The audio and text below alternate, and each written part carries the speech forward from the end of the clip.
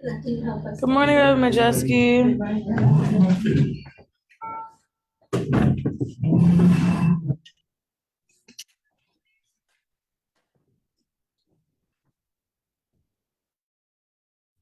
Hey, Rami, good morning. Good morning.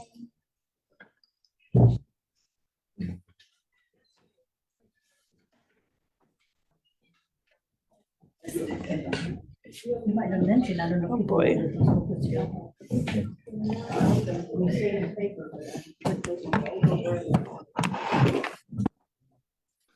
My face was on the live stream thing. Good morning, Rabbi.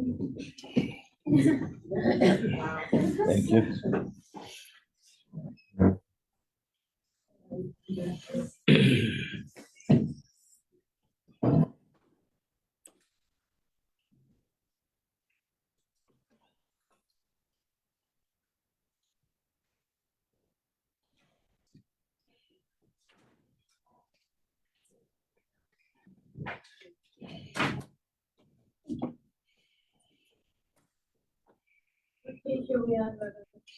We're on page 200, on top of this 200. It's the beginning, of the booklet.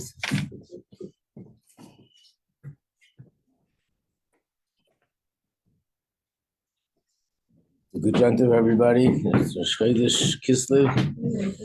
We'll have a share at the end of the day at after 2 o'clock, maybe 2:15, 2:20, and we will talk about the Chodesh kislev.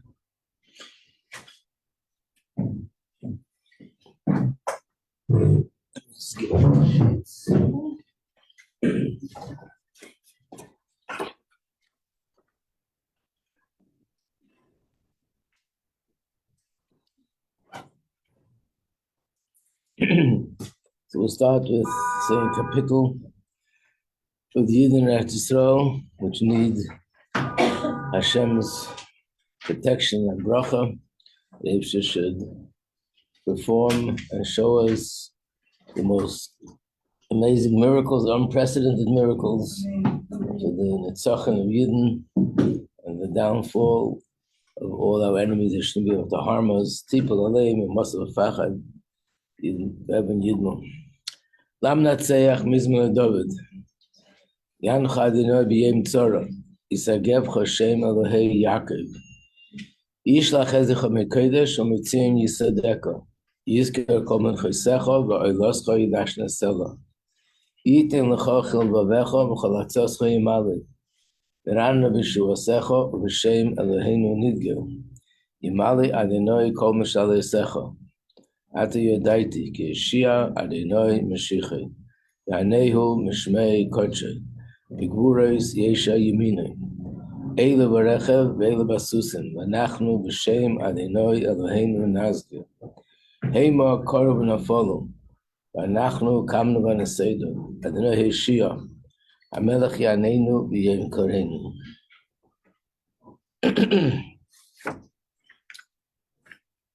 Okay, we're on the last page, the last ois, and we're concluding this ois.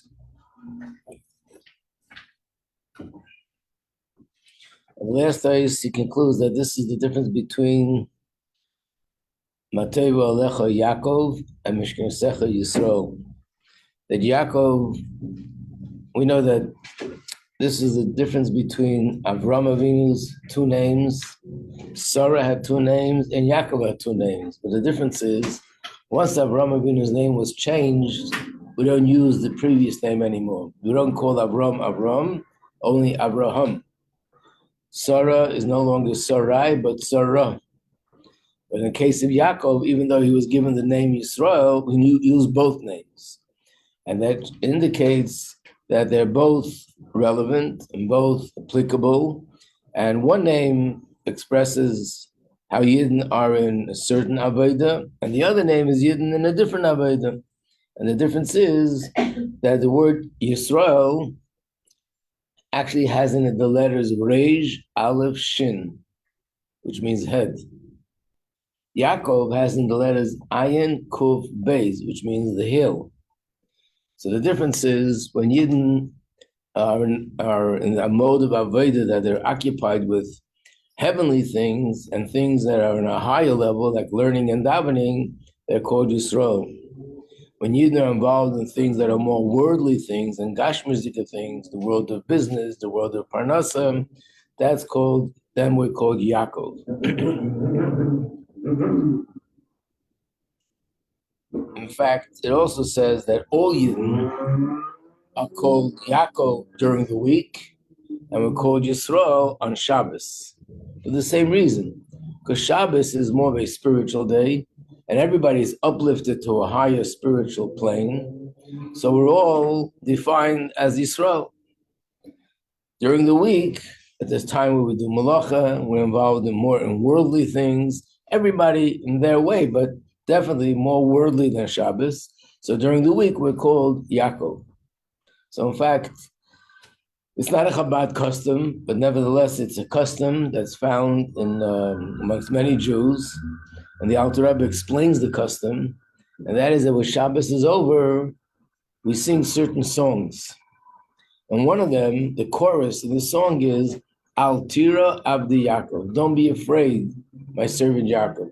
It's a very beautiful song. And it has a phrase somewhere from the Torah that begins with an aleph connected to Yaakov, a beis, a gimel, the whole aleph beis is there. And the chorus is, Al Tira Abdi Yaakov, don't be afraid. The Alter Rebbe explains, why do we say this when Shabbos is over?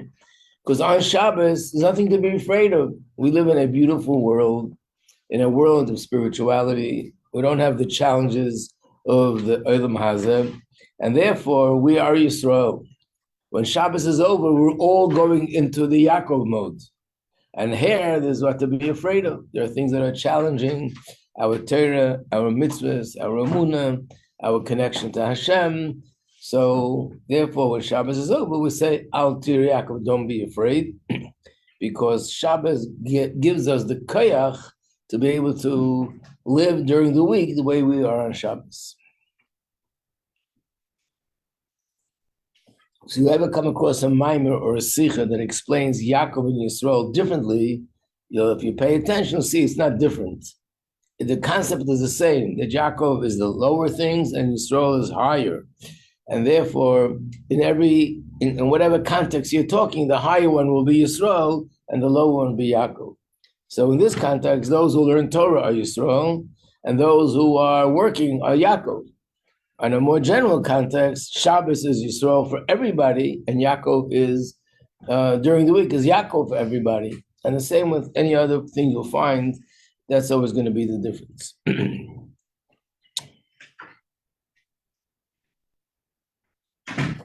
And then he explained how there's a certain advantage in Yaakov, because they bring godliness down to the lowest places.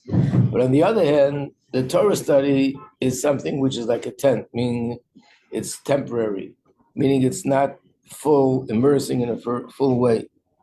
And we left off yesterday explaining that it is possible to be a Yaakov person and also learn Torah in a way that it's permanent. Because the difference between permanent and temporary is not only in terms of time, but it's also state of mind. That when you do something and it's only for a short period, the Frierdiker Rebbe he used to be the principal of the yeshiva before he became Rebbe. And if you're bringing with the Bachrim, there were certain Bachrim that they came to the yeshiva very late, at age 24, 25. And the reason was because they couldn't get an exemption from the army. They had to go to the army, the Russian army. And then they were released at that age. So they came to yeshiva, but they couldn't hang around for too long because it's time to move on, to get married and start their lives. So a lot of these Bachrim, even though they went to Temchit Mimim, they went to the yeshiva, but they weren't so much influenced and transformed by the experience. So the Frierdiker Rebbe said people think the reason why these Bachrim are not influenced and transformed so much by studying in yeshiva because they didn't have enough time to study. That's the reason. And had they had more time, things would have been different. So he said, but the truth is that that's not the emes. The real reason is because they're coming at such a late point in their life, So when they're going in, they're already thinking about when they're going to be going out. But if they would go into yeshiva and you're there in the state of mind as if I was always here for my entire life, and I'll be here for the rest of my life, till the end of my life, that's the way I'm there. Even one day, you can absorb and become transformed. So that's what I mean by permanency is not just measured by the clock or by the calendar. Permanency is also measured by my state of mind, how much I'm sort of into it. Like we had at the beginning of the Maimah, Boya Latev means go into the words of davening and learning. Going in means that I'm in it as if nothing else exists.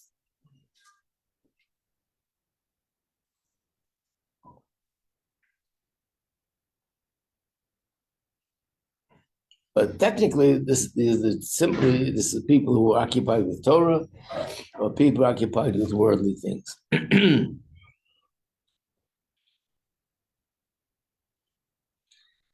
We're up to the line that begins with the word omnum.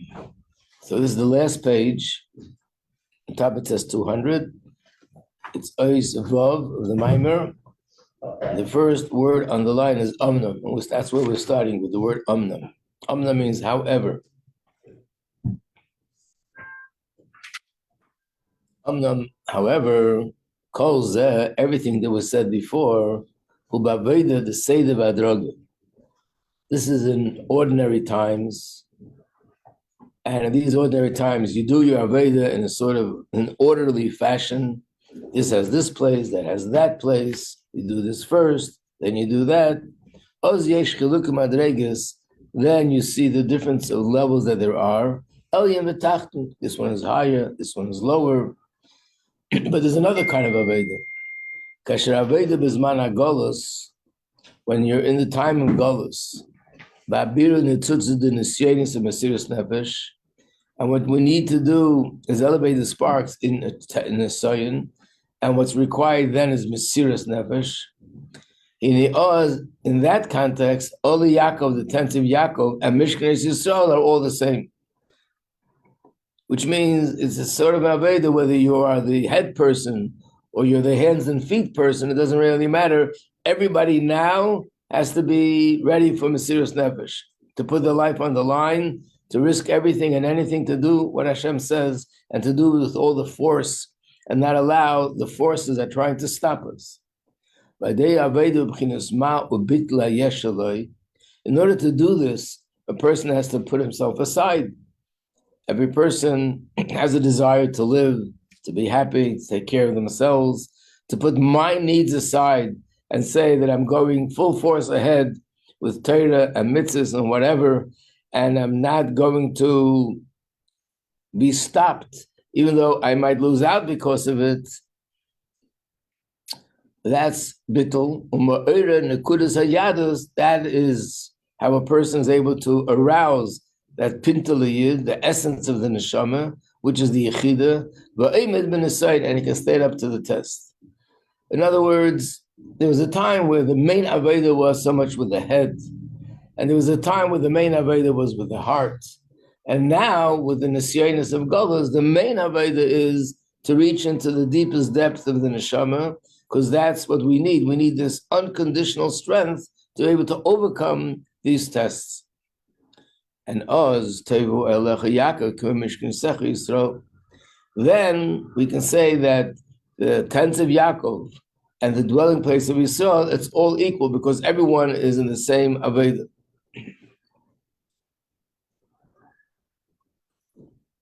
I mean, to think of it physically, imagine there's a war, which like there is right now, and you have to mobilize the army. So everybody comes to the army to fight. But who's fighting?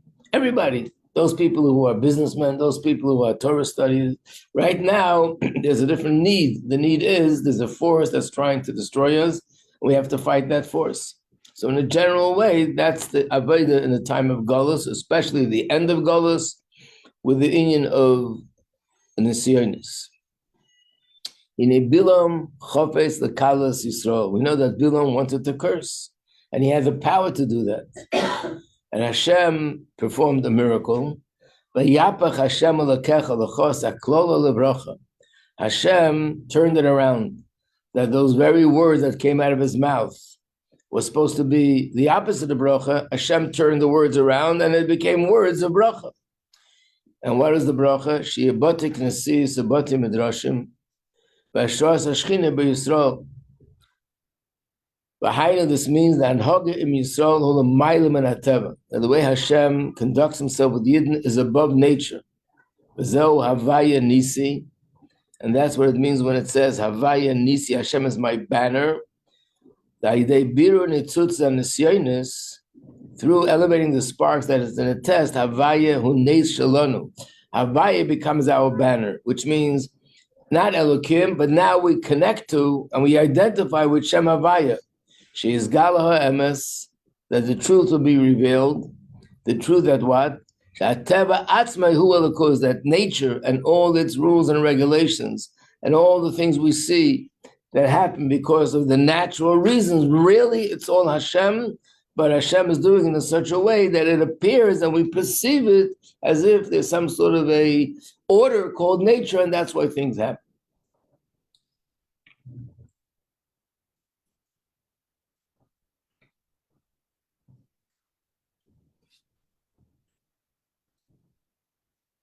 So I guess when we learn such a mimer, every one of us has to think of themselves and the different tests that we have.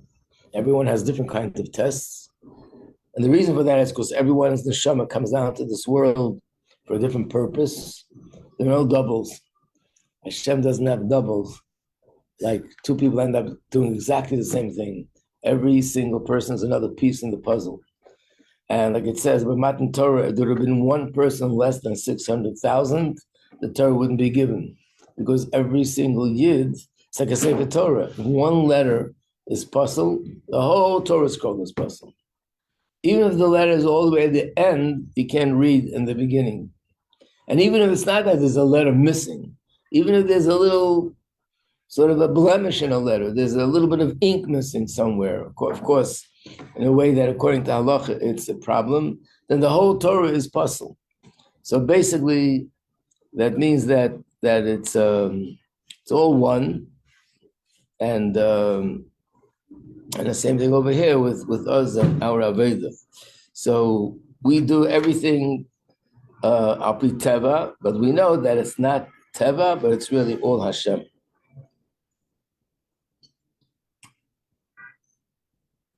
So therefore, we all have different nisyonis, and we all, just like the Sefer Torah needs different letters, the world needs different Aveda.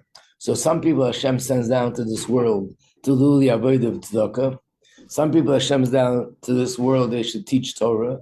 Some people Hashem sends down to this world to teach halacha. Some people tend to teach these things and those things. And even in Tzedakah, some people send them down to make contributions in the world of Chassan Kala, and some in the world of Bika Cholim, and some in the world of other kinds of tzedakah needs.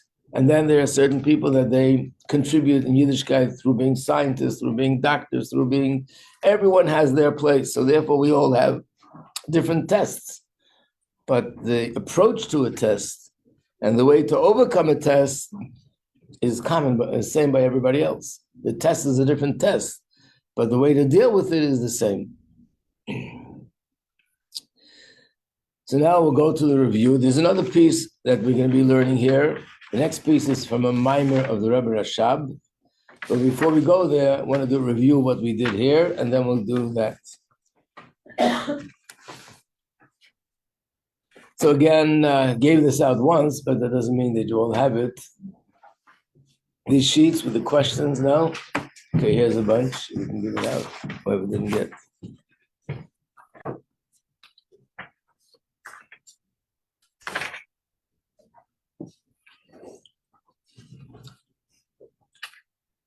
First, we did the questions, and I think we did Aleph, Beis, and Gimel. Now we also did Dalet. So really up to Hey. Yeah? Didn't do Dalet, so let's do Dalet now. Yeah, we talk about the subject so much, so I don't know if we did it in the class or we did it in the questions.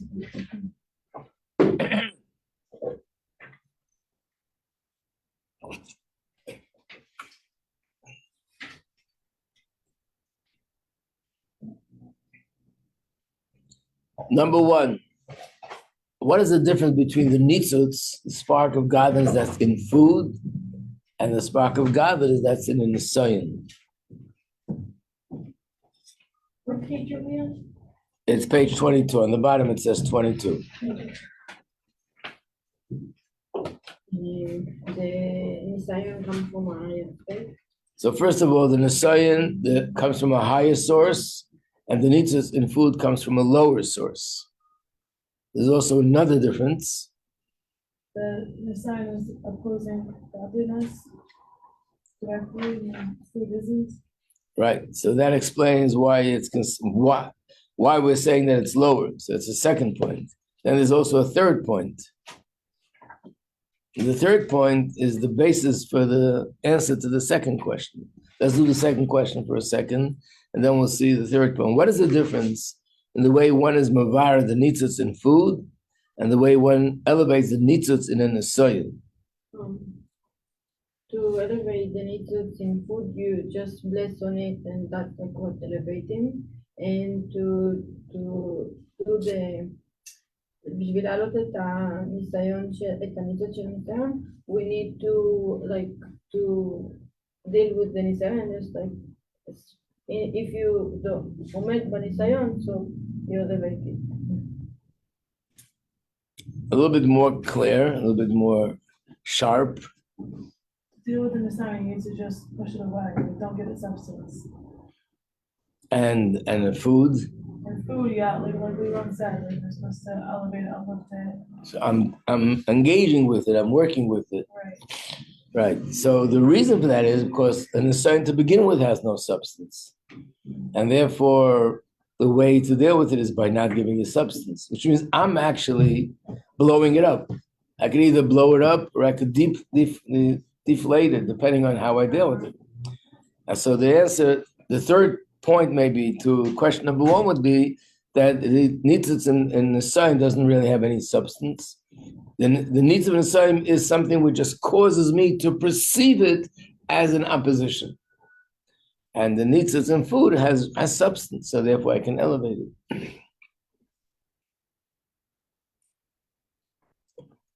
There's a place in Tanya, in the first part of Tanya, exact spot is at the end of chapter, like the last lines in chapter 29. Yep, chapter 29. The Alter Rebbe says that, and of course, there's a difference between a person who's first learning about Yiddishkeit or a person who had Yiddishkeit his whole life. And sometimes the Yitzhar comes around and starts throwing in doubts in Amunah. Who says this is true? Who says that's true? And the Alter Rebbe said, this is one of those things that the way to deal with it is don't give it any substance. Because the Yitzhar knows that it's true. And you deep down also know that it's true. So it only makes you think as if you really have doubts. And the more you give attention to these thoughts, the more they'll be haunting you, so to speak. And the more you dismiss them, the less they'll be haunting. There's certain things you have to sit down, work it out. Like if a person has anger, you don't say dismiss it. Sit down and work out. Why am I getting angry? How can I control it? If a person has jealousy, what can I do about that? If a person has arrogance, what can I do about that? If a person feels that they don't have excitement about Torah mitzvahs, how can I develop the excitement? Is by thinking about a certain thought, and that thought stimulates certain feelings, and that's how we go about. Basically, it's head and heart. These are the tools that we use to overcome things. But within a Nisayon, it's just ignore and dismiss. A different strategy in the war strategy. And we're going to learn in the Maimon from the Rebbe Rashab that in essence, that's what happened by Avraham Avinu. Of course, by him it was on a different scale. But we all know the story of when we went to the Akedah, what was happening on the way to the Akedah. Remember the story when it says in the Medrash, on the way to the Akedah, he saw a river. And he just kept walking. And the river reached his nostrils. In fact, according to one opinion, one of the chapters Tillim that everyone is being encouraged to say when they have more time is chapter Samach Tes. But this is actually the other one. This is Samach Ches, 68. The capital 68 starts off with the words, let's put these pages. But he says he's from Elam HaTorah and I'm from Elam HaTikun, so he's higher than me. He doesn't have to listen. No, it's actually Samach Tes. It starts off, Hishi'eni Elokim, God help me. Ki boy ma'amad nafesh, because the water has already reached my nostrils. Like if I go any further, I won't be able to breathe. When he said those words, the river disappeared. Because it wasn't a river, it was the Satan who disguised himself like a river. And then he saw these rocks that you can't walk on. And he kept walking. And again, the rocks disappeared. It wasn't real rocks. It was a Satan who projected something that looked like rocks. So in his case, it was mamish, a figment of his imagination. It wasn't real. But in our case, like I said before, if there's someone living in Russia and they say, if you teach Torah, you're going to get arrested, you can't just say, oh, they don't exist, I'm going to do it outside. You do it underground. What doesn't exist is there's nothing really here that could stop me from doing what I need to do for Hashem. But not that the actual people or objects are a figment of my imagination. The fact that it can truly stop me from keeping Shabbos, that's a figment of my imagination. When I say I must work on Shabbos, because there's no way that Hashem will give me panas if I don't work on Shabbos. I know someone that he told me a story. He was a taxi driver, and he once got a call, totally not religious. He got a call to pick up somebody who was very far away. None of the other drivers want to go there. It's very far away. So he went. Turns out it was a rabbi with a beard. And the rabbi says, I'm sitting here so long waiting for, nobody wants to pick me up. So I'm really grateful. Thank you so much. So he says, so you should do something for me if I did this for you. He said, yeah, what can I do for you? He said, teach me Hebrew. I said, sure. And so he taught him Hebrew. And of course, there was the Lubavitch who lives there in Crown Heights. He started to teach him more about Yiddishkeit.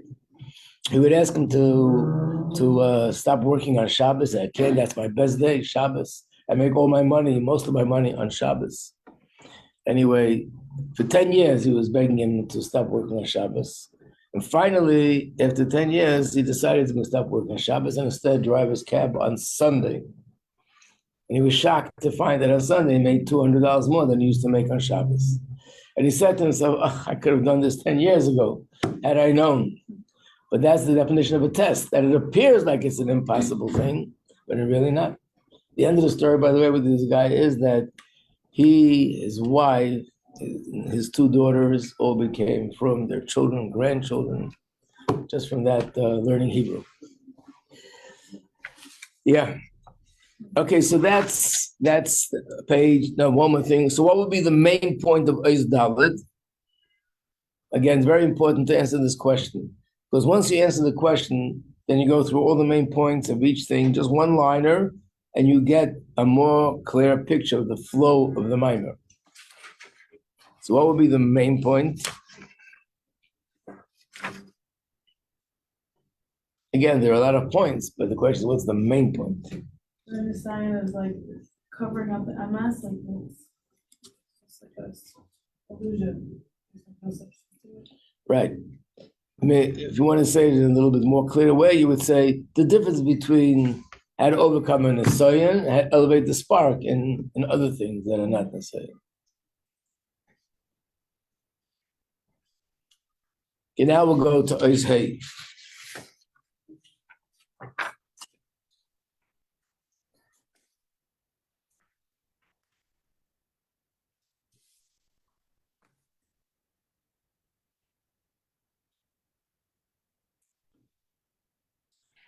Why must one awaken within themselves? No, not why. What? In order to overcome an asoyan. Right. The pintaliyid, the essence of the neshama. to overcome other things, like I said before, anger or jealousy, or to have more love for Hashem or laziness. For that, I need to think, meditate, and the mind is the key to the heart. So what I think stimulates feeling in the heart, and I get to do the right thing. In a Sayan, that's not going to work. It's all in the head, and in my head, just like I have a thought that I should do it, the Messiah will project to me a thought and understanding that I shouldn't do it. The way you have to do it is something higher than logic, deeper than logic, which is the essence of the neshama, and that has kayach, unconditional kayach, and that'll overcome the Messiah. What did you say you need for overcoming anger or something like that? To overcome anger or to have good midos or to have more love for Hashem, all these things come through a process of intellect, and then that leads to the right feeling. So a person has no desire to do mitzvahs. They do it without feeling. So you have to think about how important it is, how valuable it is, and what it accomplishes. If a person doesn't have a feeling of love for Hashem, again, you have to think. If a person has anger, has to think how everything comes from Hashem. If a person has jealousy, you have to think about Hashem does everything for a reason, that you have what you need. Whatever it is, there's a thought process that changes the feeling in the heart, which today, in today's world, this is very popular in psychology called CBT. If you think, change the way you think, it'll change the way you feel. And I said this many times, that in psychology, this was considered a big novelty, a big chiddush. And I think that when the first person came up with it, he was actually challenged, and people thought it was absolutely, unacceptable to say that you can change the way you feel about things. But in Chassidus, this is one of the basics. You find it in Tanya right away, that the Seichel is called the parents, and Midas are called the children because they're born out of intellect.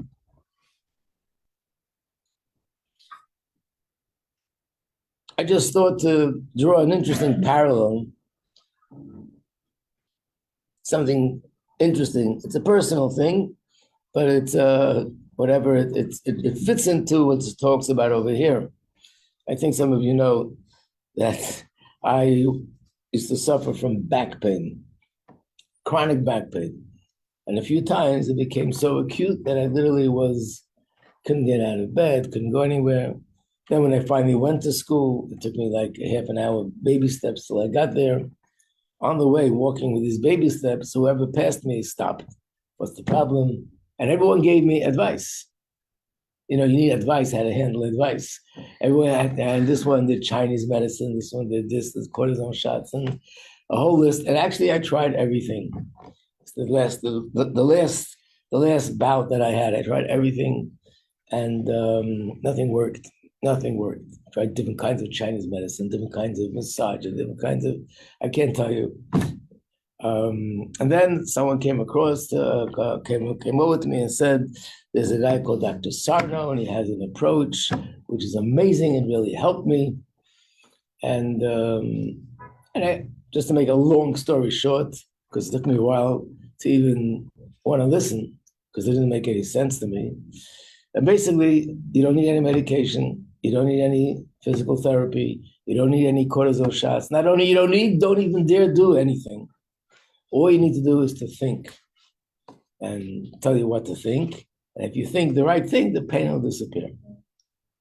It doesn't make any sense. Sounds like a fantasy. His first book was called Mind Over Back.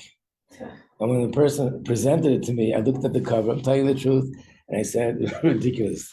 My pain is not imaginary, it's a real pain. Anyway, it's impossible to explain his shita. I just want to bring out a certain point. I'll tell you the thrust of it. The thrust of it is that, yes, you have a slip disc. Yes, you have something on your shoulder or your neck or these kind of pains. But he brings proof that it's not the physical, structural thing that you see that's really the source of the pain.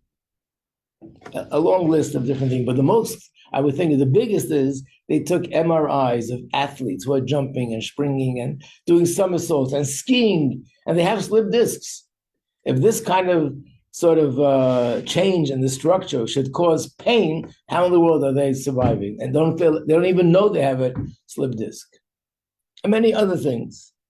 So he came up with a theory. He had his own personal experience. And his theory is that the pain is real pain, but it's all from the brain. I'll tell you in a nutshell. And what is it? Being that the brain controls the whole body, the brain controls everything, the heartbeat, the blood flow, everything in the body is from the brain. And we know there's such a thing as adrenaline. When there's a danger, the brain releases adrenaline. So he says the brain is what's causing the pain. What the brain is doing, it's slowing down the flow of oxygen by a few percent, 3, 4, 5%. And when the oxygen goes slower, you're going to feel pain. If you can get your brain to stop doing it, all the pain will be gone. Again, there's a lot of details. So why is it in the back? Why is it in the shoulder? Why does it look like it's something physical? But and why does the brain do it? It's something dysfunctional. But why does the brain do it? So the answer is, according to him, every person goes through life. We have different things that we went through that are in repressed emotions that we're upset about. And sometimes the brain feels that whatever it is rising to the surface. And the brain is afraid that we're going to have shviras hakelim. That if this rises to the surface, I'm going to fall apart. Did you write that? What? So the brain tries to prevent me from thinking about it. How does it do? Through a distraction. Gives me a pain in my knee, in my hip, in my back.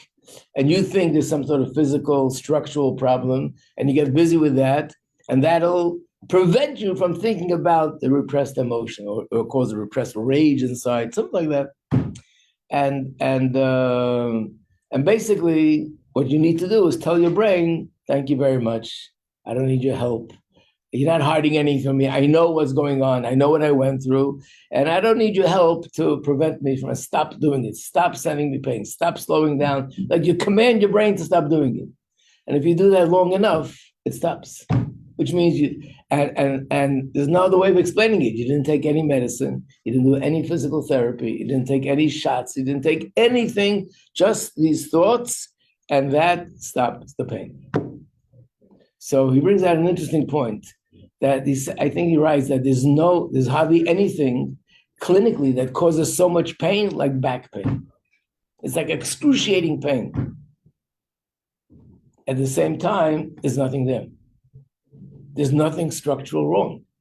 It's all coming from the brain. Again, he's not saying that you're imagining the pain. It's real pain, but the pain is created by the way you are thinking, the way your brain is functioning. If you change the way the brain will think, you won't feel any pain. So I'm saying here it says that an assignment is one of the hardest things to overcome. But in reality, it's not a true reality. It's a perception. And if I change that perception, so on one hand, you need something very strong to overcome it because it's such a strong pain. But on the other hand, how do I overcome it? By telling myself that I don't give it any substance. Well, it makes sense because pain is a created response in your body, like to alert you that there's something wrong. So it's created by the brain, like that you have a cut on your arm. Like your brain's gonna be keen in that area because you know you have a cut, or you know something's wrong inside you can't see. Yeah. So it comes from your brain. So he was challenged. Doctors were against him. The doctors laugh at it. When I went to other doctors, they made fun of it. This is not the conventional way of dealing with the problem. Surgery, or other things. And to say that, I remember when I had this, I was ready to run from one end of the world to the other end of the world, and telling everybody who has back pain, forget it. It doesn't work for everybody. I guess you have to be able to be, really have emunah that it's only in the brain. Because normally you feel that it's something physical structure. Chassidus helps. What? Learning Chassidus helps. Yeah. Okay, that's a long story. Anybody want to hear the story one day, I'll tell the story. But I just wanted to bring it out as a parallel that here you need very strong koyach to overcome it. And yet, in reality, it's not a real thing. It's a perception.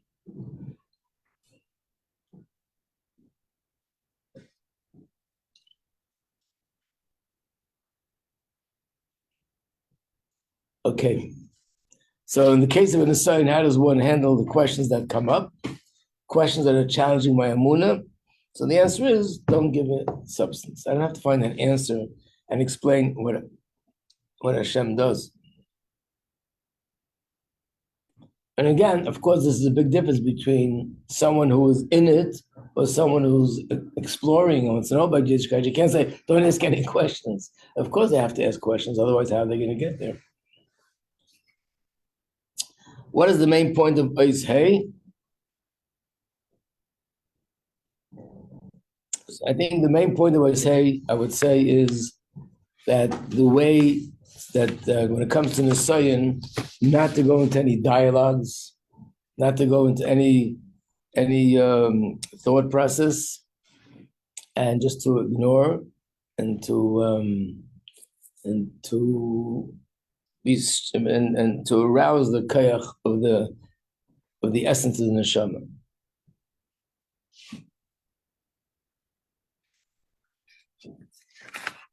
After we do this, I want to go over the terms. Very important to get to know the terms. It's like learning a language. When you know the terms, then anytime you pick up a mimer, a sicha, you'll be familiar with what it's all about and understand it better. Okay, we'll stop here. Thanks, everybody. Day of good news and miracles.